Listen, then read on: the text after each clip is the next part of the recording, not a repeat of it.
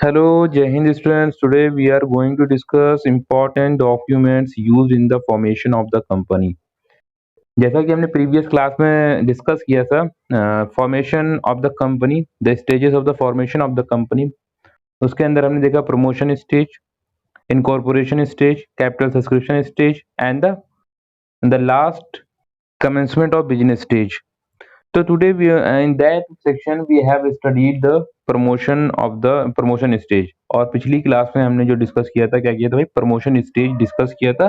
Promotion stage में हमने देखा था कि क्या भाई प्रमोशन स्टेज क्या होती है। फिर उसमें हमने देखा कि जो प्रमोटर का फंक्शन और जिसे हम क्या कहते हैं प्रमोशन के स्टेप्स क्या होते हैं वो डिस्कस किया था। बाद में लास्ट स्टेप में हमें पता चला था कि क्या करता है प्रमोटर, क्या करता है प्रिलिमिनरी डॉक्यूमेंट्स बनाता है। तो आज जो हम डिस्कस करने जा रहे हैं टॉपिक वो क्या है, प्रिलिमिनरी डॉक्यूमेंट्स हैं जो इनकॉर्पोरेशन के लिए बहुत ज़रूरी होते हैं। इन डॉक्यूमेंट्स का मौजूद होना क्या है, बहुत ज़रूरी है for the incorporation of the company. अगर आपको इनकॉर्पोरेशन का सर्टिफिकेट चाहिए registrar registrar of the company से, तो आपके पास ये डॉक्यूमेंट्स क्या होना चाहिए, मौजूद होना चाहिए। कौन बनाता है बेटा, ये प्रमोटर बनाता है। और कौन कौन से डॉक्यूमेंट्स है जिसे हम प्रिलिमिनरी और इम्पोर्टेंट डॉक्यूमेंट्स कहते हैं कंपनी के, तो उन डॉक्यूमेंट्स के अंदर होता है बेटा एक मेमोरेंडम ऑफ एसोसिएशन जिसे MOA कहा जाता है। क्या कहा जाता है बेटा, MOA शॉर्ट में कहा जाता है। एक होता है आर्टिकल ऑफ एसोसिएशन जिसे AOA कहा जाता है, और एक होता है हमारा क्या, प्रोस्पेक्टस। ये तीन क्या होते हैं, इंपॉर्टेंट और प्रिलिमिनरी डॉक्यूमेंट होते हैं जो बहुत ही जरूरी होते हैं किसी भी कंपनी को फॉर्म करने के लिए, बनाने के लिए। So let's discuss the first important document of the formation of the company, that is the memorandum of association। ये memorandum of association क्या होता है? Memorandum of association is the principal document of the company। It is considered as a charter of the company। कहते हैं कि ये बहुत ही important document माना गया है। चार्टर किसे कहा जाता है बेटा, चार्टर डॉक्यूमेंट, चार्टर जब किसी के लिए कहा जाए तो इसका मतलब वो क्या चीज है, बहुत ही इंपॉर्टेंट चीज है। इसके अंदर ये क्या कंटेंट होते हैं, ये कंटेन करता है powers and objective of the company. ये डॉक्यूमेंट क्या डिफाइन करता है बेटा, ये डिफाइन करता है पावर्स एंड ऑब्जेक्टिव कि कंपनी का क्या मकसद है, कंपनी का क्या गोल है, और कंपनी की क्या क्या पावर्स है, क्या ऑपरेशनल पावर है, क्या क्या एक्टिविटीज वो परफॉर्म कर सकती है, वो चीज डिफाइन क्या करता है, ये डॉक्यूमेंट करता है। कौन सा, मेमोरेंडम ऑफ एसोसिएशन। आगे क्या लिखा हुआ है, it describe the scope of operation. It describe the scope of operation of the company. ये क्या बताती है, एम्बिट बताती है, एरिया बताती है कि किस एरिया, एक एरिया डिफाइन कर देती है कि किसके अंदर इसे ये काम करेगी। ये कंपनी है और इस कंपनी के अंदर जो ये आउटर बाउंड्री क्या है, इस ये जो डिफाइन करने वाली बाउंड्री है इसे क्या कहते हैं, मेमोरेंडम ऑफ एसोसिएशन कहते हैं। तो मेमोरेंडम ऑफ एसोसिएशन एक तरीके से क्या करता है, एक बाउंड्री डिफाइन कर देता है किसी भी कंपनी के लिए। ऐसा डॉक्यूमेंट होता है जो क्या करता है, बाउंड्री डिफाइन करता है कि उसके ऑब्जेक्टिव्स क्या होंगी, उसकी पावर क्या होगी, ऑपरेशनल पावर्स क्या होगी, वो सारी चीज क्या बताता है, ये डॉक्यूमेंट बता देता है। It can be altered. अच्छा, अगर आप चेंज करना चाहें मेमोरेंडम एसोसिएशन को तो क्या चेंज कर सकते हैं, जी हाँ हम चेंज कर सकते हैं। पर किसके अकॉर्डिंग चेंज करेंगे, ये हम चेंज करेंगे according to the companies act 2013। जो भी कंपनीज एक्ट के अंदर प्रोविजन है उस प्रोविजन के हिसाब से ही हम क्या कर सकते हैं, इसे अल्टर कर सकते हैं। Memorandum of association provide the information to the outsiders such as a creditor, supplier, etc. to know the limitation and scope of the company's dealing. It is also known as the doctrine of the outdoor management। हाँ, memorandum of association को हम क्या कहते हैं, doctrine of the outdoor management. क्या कहा जाता है बेटा इसे, doctrine of the outdoor management. The memorandum of association is also known as, अक्सर ये पूछ लिया जाता है कि which document is called as a doctrine of outside management और आउटडोर मैनेजमेंट। तो उसमें आपको बताना होता है ये मेमोरेंडम ऑफ एसोसिएशन है। अब मेमोरेंडम ऑफ एसोसिएशन क्यों इंपॉर्टेंट है, क्योंकि इससे क्या करता है, जो भी एक्सटर्नल आउटसाइडर पर्सन होता है, थर्ड पार्टी होती है, जैसे सप्लायर हो गया, हमारा जो है सप्लायर हो गया, क्रेडिटर हो गया, तो ये लोग क्या करते हैं, ये मेमोरेंडम ऑफ एसोसिएशन पढ़ के कंपनी को ऑब्जेक्टिव जानते हैं कि कंपनी क्या कर रही है, क्या करेगी, इसकी पावर्स क्या है, इसकी ऑपरेशनल पावर्स क्या है। तो इस तरह से उन्हें बहुत ज्यादा चीजें क्या होती है, कंपनी के बारे में पता चल जाती है। एक्चुअली ये मेमोरेंडम ऑफ एसोसिएशन बाहर के लोगों के लिए ही बनाया जाता है। ये क्या करती है, सारी चीजें डिफाइन करती है। और जब भी कोई डीलिंग होती है, जब भी कोई क्या होता है कॉन्ट्रैक्ट होता है, तो वो क्या करता है, आउटसाइडर पार्टी एज्यूम किया जाता है कि जो आउटसाइड आउटसाइड पार्टी है उसने ये मेमोरेंडम ऑफ एसोसिएशन हमारे पढ़ के ही हमसे क्या कर रहा है, हमारे हमसे कॉन्ट्रैक्ट कर रहा है। अक्सर लोग क्या करते हैं, आपके मेमोरेंडम ऑफ एसोसिएशन को पढ़ते हैं कंपनी की, तब वो क्या करते हैं, कॉन्ट्रैक्ट करते हैं कंपनी से, क्योंकि इसके अंदर सारी चीजें लिखी होती हैं मेमोरेंडम ऑफ एसोसिएशन के अंदर, कि कंपनी का ऑब्जेक्टिव क्या है, कंपनी का क्या कहाँ है, क्या स्थिति में है, उसकी जो प्रेजेंट सिचुएशन क्या है, कंपनी का गोल क्या है, वो सारी बातें क्या होती हैं, इसके अंदर बहुत अच्छी तरीके से डिफाइन होती हैं।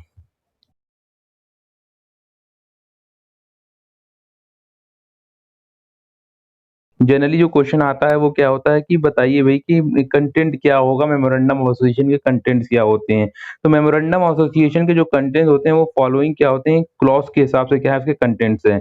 तो इसके अंदर कितने क्लॉजेस होते हैं, ये क्लॉजेस के बारे में पूछ लिया जाता है। तो पहला क्या होता है मेमोरेंडम ऑफ एसोसिएशन में, पहला क्लॉज क्या होता है, नेम क्लॉज। ये नेम क्लॉज क्या है, कुछ नहीं है बेटा, बस सिंपली क्या है, नेम ऑफ द कंपनी, कि क्या करता है, ये क्या कंटेंट करता है। This clause contains the complete name of the company and the company can choose the name as a subject of the following restriction. Company कोई भी नाम चूज कर सकती है अपने हिसाब से, पर उस पे क्या होता है, कुछ रिस्ट्रिक्शन होता है। अगर वो पब्लिक कंपनी है तो उसे लिमिटेड वर्ड अपनी कंपनी के नाम के बाद लगाना पड़ेगा, अगर प्राइवेट कंपनी है तो उसे प्राइवेट लिमिटेड लगाना पड़ेगा।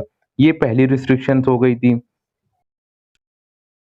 तो भाई पहली रिस्ट्रिक्शन क्या थी, पहली रिस्ट्रिक्शन ये थी कि कंपनी का नाम क्या होना चाहिए, जो पब्लिक कंपनी है वो क्या लगाएगी, लिमिटेड लगाएगी अपने नाम के बाद, और जो प्राइवेट होगी वो नाम के बाद क्या लगाएगी, प्राइवेट लगाएगी, और पब्लिक क्या लगाएगी, लिमिटेड वर्ड लगाएगी अपनी कंपनी के नाम के बाद। Now the second restriction while choosing the name of the company और द कंपनी क्लॉज, जब मेमोरेंडम एसोसिएशन फ्रेम होता है, बनाया जाता है, तो उस वक्त जो कंपनी में क्या होता है, कंपनी के नाम में और क्या चीजें ख्याल रखनी पड़ती है, और क्या किन चीजों का प्रिकॉशन रखना पड़ता है। तो name should not be similar और identical to the name of any other company. दूसरी कंपनी के नाम से मिलता जुलता नाम नहीं होना चाहिए, नाम क्या होना चाहिए, अलग होना चाहिए। The name should not contain the word cooperative, और कोई भी नाम रखिए कंपनी का, उसके अंदर ये कभी भी मत ऐड करिएगा कोऑपरेटिव, तो कोऑपरेटिव वर्ड के लिए सख्त मना है। फिर उसके बाद क्या है कि जब भी आप कंपनी का नाम रखें तो उसका कोई भी कनेक्शन, कोई भी लिंक जो है गवर्नमेंट डिपार्टमेंट से नहीं होना चाहिए। इस बात का भी ध्यान रखना है, अदरवाइज फाइन एंड पेनाल्टीज में भी इम्पोज, फाइन एंड पेनाल्टीज लग सकती हैं, आप क्या सकते हैं भाई, परेशान हो सकते हैं। इस बात का ख्याल रखना है। नेम क्लॉज क्या बदला जा सकता है, yes name clause can be altered, हम नेम क्लॉज को क्या कर सकते हैं, अमेंड कर सकते हैं, चेंज कर सकते हैं, अल्टर कर सकते हैं। The name of the company can change by passing the special resolution by obtaining a written approval of the central government।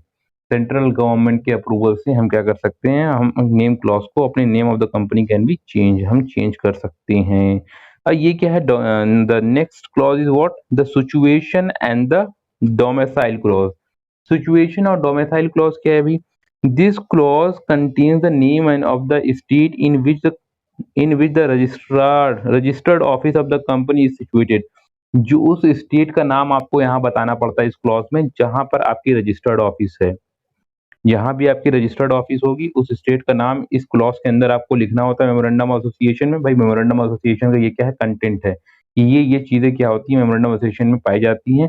It is a necessary to it is a necessary because company get the registration from that state only.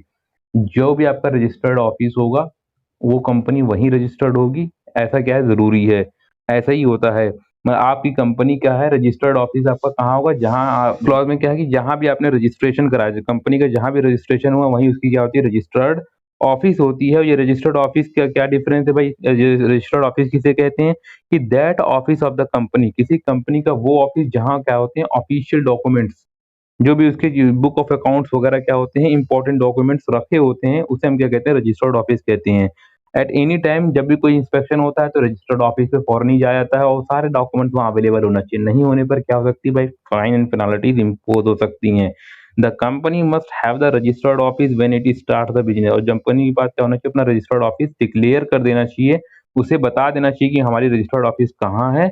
और साथ साथ ये चीज कब हो जानी चाहिए, जैसे काम स्टार्ट हो फौरन बता दे, या तो फिर क्या हो, with in the 30 days of the registration, जो पहले आ जाए उसमें क्या कर दे, वो चीज क्लियर कर दे, चाहे भाई रजिस्ट्रेशन के 30 दिन बाद पहले बता दे, 30 दिन के अंदर, या तो फिर क्या कर दे, काम स्टार्ट होते ही फौरन कर दे, जो पहले हैपनिंग होगी, जो अकरेंस पहले होगा उसमें वो ये काम कर दे, जरूरी है, otherwise leads to the fine and penalties, दिक्कत हो सकती है ना। क्या ये सिचुएशन जो क्लॉज है, जो डोमिसाइल क्लॉज, इसे अल्टर किया जा सकता है, हाँ इसको भी क्या है, अल्टर किया जा सकता है, इसके भी क्या है, अपने प्रोविजन से। The third content and the third clause of the memorandum of association is what the most important, the object clause. Memorandum of association, it contains the main object of the company and the secondary objectives of the company which में pursue. Company के main object इसके अंदर क्या होते हैं, define होते हैं कि कंपनी क्या करना चाहती है, उसका गोल क्या है, ऑब्जेक्टिव क्या है, वो सारी चीजें इसके अंदर। तो कुछ सेकेंडरी ऑब्जेक्टिव होती हैं तो वो भी क्या होती है, बहुत अच्छे तरीके से यहाँ डिक्लेयर और डिफाइन होता है इस क्लॉज के अंदर। This clause define the scope of the limitation of the activities of the company. यही इसको क्या बताता है भाई, ऑब्जेक्टिव।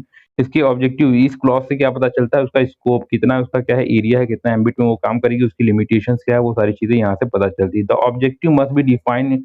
और जब भी हम ऑब्जेक्टिव डिफाइन करेंगे मेमोरेंडम ऑफ एसोसिएशन में, तो अपने दिमाग में क्या करेंगे, कुछ कंडीशंस को, कुछ प्रिकॉशंस को लेके करेंगे कि जो भी हमारा ऑब्जेक्टिव रहेगा वो ऑब्जेक्टिव कैसा होगा बेटा। Objective should be, objective must be legal. Objective जो होगा कंपनी का वो लीगल होगा भाई, अनलॉफुल नहीं होगा, गैर कानूनी काम नहीं होगा, वो चीज क्या हो सकता है, ऑब्जेक्टिव नहीं हो सकता कंपनी का। The objective should not be contrary to the provision of any law. किसी कानून को तोड़ने वाला नहीं होना चाहिए, अपोजिट नहीं होना चाहिए। नॉट बी इमोरल, और जो ऑब्जेक्टिव होना चाहिए वो इमोरल और अनैतिक नहीं होना चाहिए। क्या हम अपने ऑब्जेक्टिव क्लॉज को चेंज कर सकते हैं इन ऑर्डर टू अल्टर? अगर हमें अपने अल्टर करना है, ऑब्जेक्टिव क्लॉज को अमेंड करना है, तो अ कंपनी ने must pass a special resolution, एक स्पेशल रेजोल्यूशन पास करना पड़ता है, obtaining the permission of the company law board. और कंपनी लॉ बोर्ड की परमिशन की जरूरत होती है अगर वो चेंज करना चाहती है अपने ऑब्जेक्टिव्स को। तो ये भी पॉसिबल है भाई, इसका भी अल्टरेशन और अमेंडमेंट क्या है, पॉसिबल है, चेंजेस पॉसिबल है। The fourth clause is called what, the liability clause. जो मेमोरेंडम ऑफ एसोसिएशन आपका चौथा कंटेंट है, जो चौथा क्लॉज है, तो वो क्लॉज क्या है भाई, वो क्लॉज है आपका लायबिलिटी क्लॉज। ये लायबिलिटी क्लॉज क्या करता है, in the case the company limited by share limited by share the liability of the member of the limited to the extent of the unpaid amount of the share capital। क्या कहते हैं भाई कि इसमें जो भी शेयर होल्डर्स की liability होती है, शेयर होल्डर्स की लायबिलिटी क्या होती है, इसके अंदर डिफाइन होती है कि उनकी लायबिलिटी कितनी होगी, कितने लिमिटेड, मतलब कि क्या होती है भाई, डिफाइन होती है कि लिमिटेड लायबिलिटी होगी, अनलिमिटेड होगी, किस एक्सटेंट तक लिमिटेड होगी। तो वो सारी लायबिलिटी क्या है, डिफाइन होती है, और उसी के हिसाब से क्या होता है, आप उसको शेयर होल्डर्स पे क्लेम कर सकते हैं। फॉर एग्जाम्पल दिया होगा, अगर 1000 शेयर इशू किया है और शेयर होल्डर्स ने आपको 7 की पेमेंट कर दी है, और आपकी जो कंपनी है, आपका जो क्लॉज है, लायबिलिटी क्लॉज कहता है क्या है, वो लिमिटेड बाय शेयर है, तो शेयर तक की ही लायबिलिटी बनती है। मान लीजिए 7 रुपए की पेमेंट कर रखी है 1000 शेयर पे, तो जो 3 रुपए की पेमेंट बची है वही आप उससे क्या कर सकते हैं, वाइंड अप, जब कंपनी बंद होगी तो वही उससे क्या कर सकते हैं, मांग सकते हैं, और उससे ज्यादा की लायबिलिटी आप उससे नहीं बना सकते। भाई इसमें क्या, इस लायबिलिटी क्लॉज में भी क्या अल्टरेशन हो सकता है, जो मेंबर्स होते हैं, शेयर होल्डर्स होते हैं कंपनी की, उनकी जो लायबिलिटी होती है, वो जो डिफाइन होती है पहले से ही लायबिलिटी क्लॉज में, क्या उसको हम चेंज कर सकते हैं? तो if a company want to make a alteration, अगर अमेंडमेंट और चेंज करना चाहती है लायबिलिटी क्लॉज में, उसको क्या करना होता है भाई, कंसेंट रेजोल्यूशन पास करना होता है in the meeting of its member. कि जो भी उसके मेंबर हैं उन सबको बुला करके वो क्या करे, एक कंसेंट क्या करे, रेजोल्यूशन पास करे, जिसके अंदर अगर सबकी राय क्या हो, सहमति बने कि सब लायबिलिटी क्या हो, एक्सटेंड या जो भी चेंज करना चाहते हैं लायबिलिटी में, अगर उसके लिए सब तैयार है तो वो क्या है, वो चीज पॉसिबल हो सकती है। पर ये मेंबर के कंसेंट से होती है। स्पेशल रेजोल्यूशन पास करा जाता है, मेंबर को बैठाला जाता है, अगर मेंबर तैयार है अपनी लायबिलिटी को चेंज करने के लिए, तब ये पॉसिबल हो सकता है, लायबिलिटी क्लॉज में चेंजेस हो सकते हैं मेमोरेंडम ऑफ एसोसिएशन की। Yes, the fifth one, the fifth clause of the memorandum of association is what, this clause specifies the amount of share capital. Amount of share capital with which the company is to be registered. The nominal capital, the capital which the company is registered is called the registered and authorized nominal capital, and the company can issue only that number of the shares which are authorized by its memorandum of association। कहते हैं इस clause में क्या होता है, इस memorandum में क्या होता है, इस क्लॉज में क्या करते हैं मेमोरेंडम ऑफ एसोसिएशन के, जो डिफाइन किया जाता है कि कितनी कैपिटल हम क्या करेंगे throughout the life of the company raise कर सकते हैं, वो नॉमिनल ऑथराइज कैपिटल ही तो हमारी क्या होगी, बाउंडेशन होगी। हाँ, कंपनी उससे ज्यादा पैसा रेज, उससे ज्यादा कैपिटल क्या कर सकती है, रेज नहीं कर सकती है। तो ये नॉमिनल ऑथराइज कैपिटल इसके अंदर पहले से लिख दी जाती है इस क्लॉज के अंदर, किसके अंदर, capital clause of the memorandum of association पे, उसकी मतलब फाइनेंशियल क्या होगी, पावर को बता दिया जाता है कि वो इतना रेज कर सकती है, इससे ज्यादा रेज नहीं कर सकती है, तो लिमिटेशन बता दी जाती है उसकी, फाइनेंशियल लिमिटेशन कंपनी की। तो इसके अंदर क्या है बेटा, कंपनी कैन अल्टर, क्या ये जो कैपिटल हमने लिमिटेशंस रखी है जो बता दी है कि इतनी कैपिटल रेज कर सकते हैं, क्या इसको चेंज भी किया जा सकता है इस अमाउंट को? यस, इसको चेंज भी किया जा सकता है, अल्टर अमेंड किया जा सकता है। द क्लॉज बाई कैसे पास भाई, बाई पासिंग द स्पेशल, एक स्पेशल रेजोल्यूशन पास करना पड़ेगा, by obtaining the approval of the company law board, company law board का अप्रूवल लेना पड़ेगा, सीएलबी का क्या करना पड़ेगा, अप्रूवल लेकर के हम इसको पॉसिबल कर सकते हैं, इस क्लॉज को भी, जो कैपिटल क्लॉज है, जो कैपिटल लिमिटेशन है, उसको भी चेंज कर सकते हैं कंपनी की। फिर जो last clause of the memorandum of association is what, the association and the subscription clause. ये क्या है भाई, this clause contain the declaration by the director stating the we the several person whose names are addresses submitted to the desirous are desirous of being formed into the company in accordance with the memorandum of association we undertake to the qualification shares। भाई इसमें क्या होता है, इस association और subscription में क्या होता है, क्लॉज में क्या होता है, एक डिक्लेरेशन लिया जाता है किनसे, उन बंदों से जिसने क्या किया, मेमोरेंडम पे साइन किया है। भाई जो भी मेमोरेंडम पे साइन करता है ऑटोमेटिकली डायरेक्टर बन जाता है। तो इन डायरेक्टर से क्या होता है, डिक्लेरेशन लिया जाता है कि आप मेमोरेंडम पे साइन कर रहे हैं, आप डायरेक्टर हैं, आपने अपना नाम दिया है, अपना पता दिया है, आप ये डिक्लेयर किया कि आप जो कंपनी बन रही है उसके लिए क्या है, आप इंटरेस्टेड हैं, आप उसके लिए समर्पित हैं और आप उसको क्या करना चाहते हैं, फॉर्म करना चाहते हैं। और आप क्या करेंगे, आप डायरेक्टर, जैसा कि आप डायरेक्टर हो गए हैं, तो आप क्या करेंगे, क्वालिफिकेशन शेयर्स को भी क्या करेंगे, सब्सक्राइब करेंगे। इस बात को उनसे क्या कर लिया जाता है, डिक्लेयर करा लिया जाता है, किसमें, association clause of the memorandum of association. तो declaration must be sign by all the directors of the company, और सारे डायरेक्टर क्या करते हैं, इस डिक्लेरेशन को साइन कर सकते हैं। कैसे हम अल्टर कर सकते हैं, चेंज कर सकते हैं, this clause can not be change, और इसको, ये लास्ट क्लॉज है, इसे चेंज नहीं कर सकते, अल्टर नहीं कर सकते।